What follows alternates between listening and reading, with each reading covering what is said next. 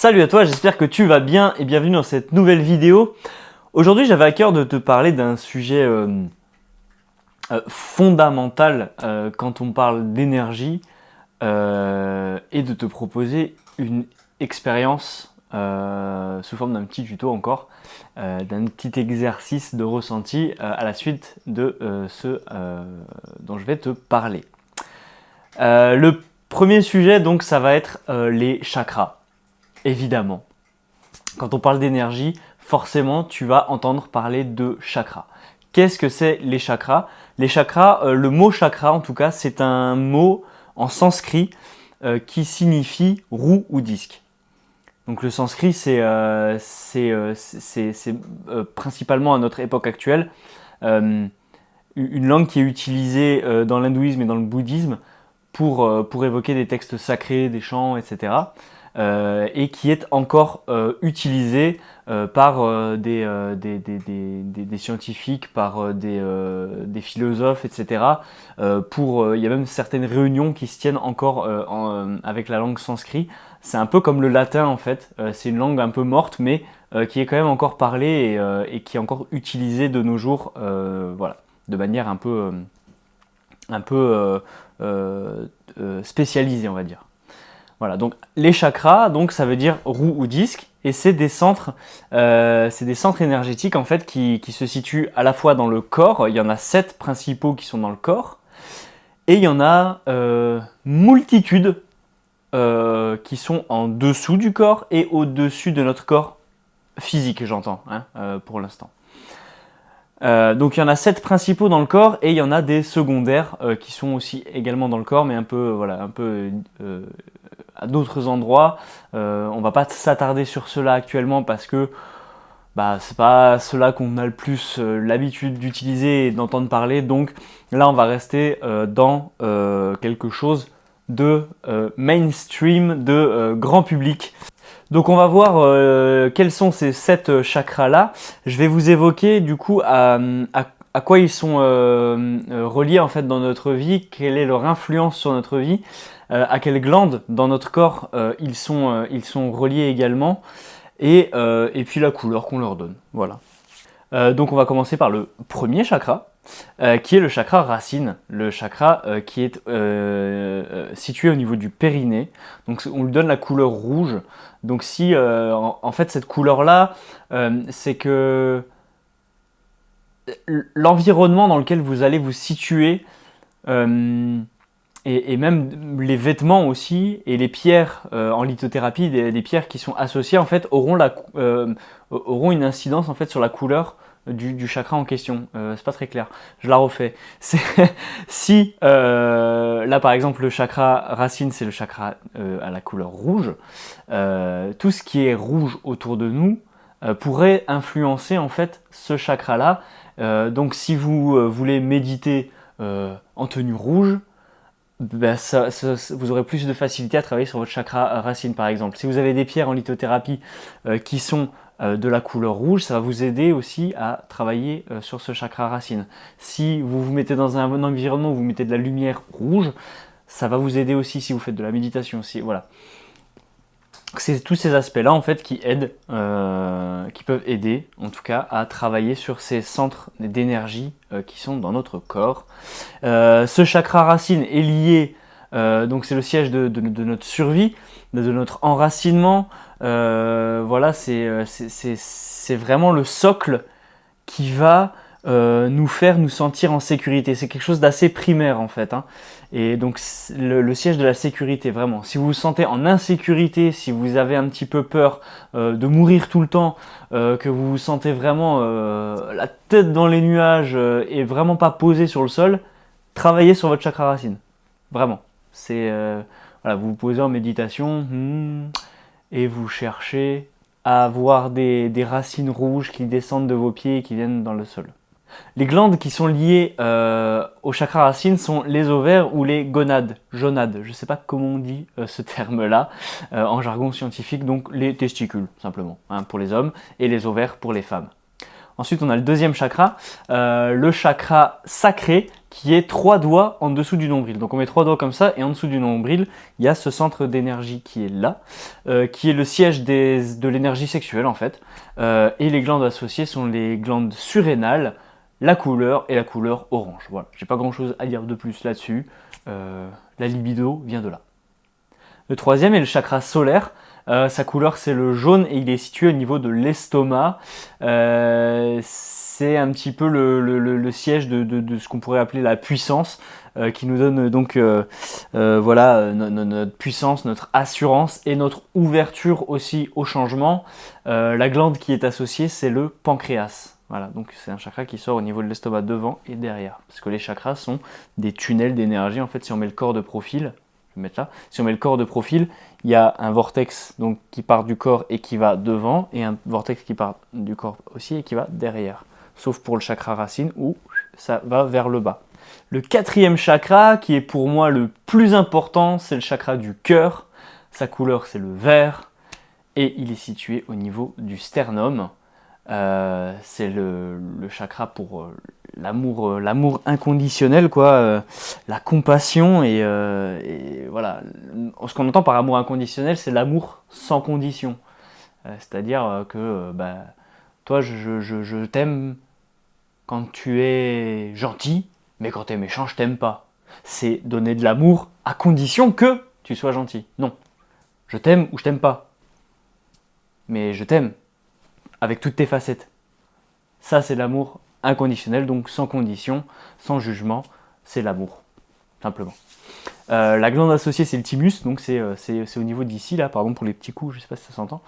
C'est à ce niveau-là, en fait, il y a donc c'est toute la zone, comment on appelle ça la poitrine, quoi, le thorax, voilà, c'est ça que je cherchais, c'est le thorax. C'est toute cette zone-là où il y a le siège des émotions aussi, donc c'est au niveau du cœur, c'est pas pour rien. Le cœur est là, hop, le chakra est ici, voilà, et donc ici ça rayonne, et à savoir que donc les chakras sont des roues énergétiques qui tournent dans un sens, ils tournent tous dans le même sens sur le corps, et pour les femmes, le chakra du cœur tourne dans le sens opposé des hommes. Et comme ça, on crée l'unité. Ça s'emboîte parfaitement, homme-femme, et ça ne fait qu'un. C'est pour ça. Le cinquième chakra, c'est le chakra de la gorge. Sa couleur est le bleu, et c'est le chakra qui gère un petit peu tout ce qui est dire sa vérité, l'expression créatrice, dire ce qu'on pense, dire ce qu'on ressent, c'est tout ce qui est de la parole, de l'expression, quoi. Les glandes qui sont associées, c'est la glande thyroïde et parathyroïde, et ce chakra a la particularité d'être un chakra qui sort par derrière, donc par le creux du cou en fait, ici, je sais pas si vous voyez là du coup, mais j'ai mon bras devant, donc ici en fait il sort par là et il va comme ça, il sort pas trop il sort un petit peu devant, mais le principal c'est derrière en fait. Le sixième chakra, qui est le troisième œil, il est certainement l'un des plus connus, donc le troisième œil, ici entre les sourcils. Sa couleur, c'est la couleur indigo. Et c'est le chakra qui régule aussi tout ce qui est la pensée créatrice, qui est l'intuition, qui est la vision d'ensemble, la vision globale. Donc c'est principalement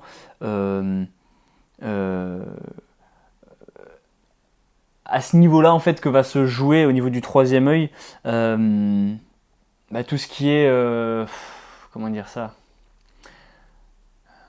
c'est par là que passe aussi le canal de clair savoir, il me semble.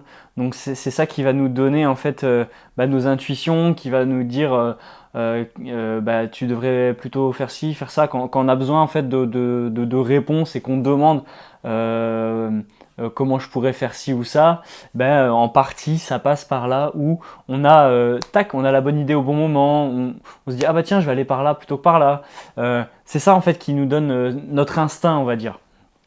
Donc c'est au niveau du troisième œil que ça se joue. La vue d'ensemble, c'est réussir à prendre du recul, se mettre en métaposition sur la vie, sur les choses, et ainsi avoir une vision plus globale, sans émettre trop d'émotions ou trop de mental en fait. Et la glande qui est associée, c'est la glande pituitaire ou l'hypophyse, donc qui est dans le cerveau. Et le 7e chakra, le chakra couronne, l'un des axes principaux pour moi aussi, qui est au-dessus du crâne. Sa couleur, c'est la couleur violette. La glande qui est associée, c'est la glande pinéale, qui est pile au centre du cerveau. Et c'est le centre énergétique qui nous permet la connexion au grand tout, la compréhension cosmique. Ah, c'est par là que rentre notre canal. Donc c'est le chakra qui te fait qui te fait recevoir de l'info en fait. C'est en visualisation, quand on essaie de travailler sur ce chakra-là et qu'on veut l'ouvrir, on visualise un disque comme une iris et qui s'ouvre comme ça. Et ça fait ouvrir le canal, donc on reçoit plus ou moins de l'info. Tout le monde a son chakra couronne qui est pas actif mais fonctionnel. Tout le monde a son chakra couronne fonctionnel. Maintenant sur Terre, il n'y a pas un humain qui ne peut pas se servir de ce chakra couronne et qui ne peut pas recevoir d'informations. Tout le monde reçoit de l'information. Donc ce chakra couronne, on a la possibilité consciemment de l'ouvrir ou de le fermer. Et ça c'est très intéressant parce que si on entend trop de voix dans notre tête ou on a on a l'impression d'être saturé en fait d'informations tout le temps, et bien ça peut être lié à ce chakra qui est grand ouvert et qui laisse la place à tout le monde pour venir mettre les pieds sur la table. Donc si vous ressentez un petit peu ce genre de symptômes, de sentir que dans votre tête il y a trop de monde, juste posez-vous 2 secondes. Vous focalisez votre attention sur le sommet de votre crâne et vous visualisez comme si votre chakra couronne était grand ouvert, donc de couleur violette comme ça, et vous allez mettre l'intention de le voir se fermer. Et là vous allez sentir que c'est quand même vachement plus tranquille. Voilà, donc vous avez la possibilité de le fermer ou de l'ouvrir. Ça, c'est totalement nous qui pouvons gérer ça. À savoir que les chakras sont des centres énergétiques. Et dans le monde dans lequel on vit actuellement, on n'apprend pas à nettoyer nos énergies. Donc, ces centres d'énergie-là, qui rayonnent, qui sont donc lumineux dans le monde du subtil, se font parasiter, se font polluer assez facilement parce qu'en fait, on ne se rend pas compte qu'on a ça en nous. Donc, il est bon de nettoyer ces chakras comme on prendrait une douche en fait. Donc pour ça en fait vous pouvez simplement en méditation prendre 10 minutes où vous vous posez et vous visualisez chaque chakra les uns à la suite des autres et comme si vous passiez un coup d'épousteuse, donc d'enlever de la poussière. Vous pouvez voir ça. Sinon, vous pouvez faire l'exercice de la douche de lumière qui fonctionne plutôt bien, ou vous pouvez même le faire sous votre douche physique pendant que vous prenez votre douche. Vous visualisez aussi qu'il y a une colonne de lumière qui vous tombe dessus et vous enlevez tout et vous le jetez vraiment dans l'eau et vous le visualisez sous forme de boue noire qui tombe et qui tournoie dans le siphon et qui disparaît. Ça c'est important que ça disparaisse. Donc vous prenez votre douche de lumière en même temps que vous prenez votre douche physique et vous faites vraiment toutes les parties du corps où vous jetez tout ça et, hop là, et vous nettoyez tout votre corps énergétique. Ma caméra s'est coupée toute seule. On reprend. Donc je disais que c'est important de faire attention à ces énergies. Devenez pas parano, hein, tout va bien. Mais voilà, si vous sentez en fait dans votre vie qu'il y a quelques dérèglements, soit au niveau sexuel, au niveau de votre sécurité, au niveau de votre expression, au niveau de votre amour, au niveau de votre intuition, au niveau de votre connexion à l'unité et au tout, ou de votre sécurité, de votre enracinement, etc. Et bien en fait, c'est 7 pans de votre vie que vous pouvez gérer grâce au chakra en fait. Donc si vous constatez un dérèglement dans votre vie, c'est qu'il y a un de vos chakras qui est un peu désharmonisé. Donc il y a des gens, il y a des spécialistes qui font ça, qui vous harmonisent vos chakras. Ça prend, ça prend peut-être 10 minutes. C'est quelque chose qui se fait assez vite. Hein. Et donc vous repartez avec vos chakras boum, bien harmonisés, et après vous pouvez mettre en place dans votre vie les actions qui correspondent et qui vous permettent de mieux gérer votre vie grâce aux chakras.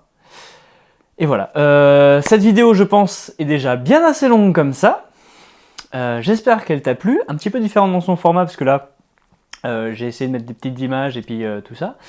J'espère que ça t'a plu. L'exercice de visualisation, ce sera pas de la visualisation du coup. L'exercice de ressenti que je te propose sera la semaine prochaine. Parce que là, sinon ça va faire une vidéo trop longue et je ne vais pas te prendre plus de temps que ça. Donc, si cette vidéo t'a plu, n'hésite pas à me le faire savoir dans les commentaires. Et si tu as une question, toi, le viewer devant ton ordinateur, je te vois, si tu as une question, mets-la dans les commentaires, n'hésite pas, c'est là pour ça. Et j'y répondrai avec grand plaisir.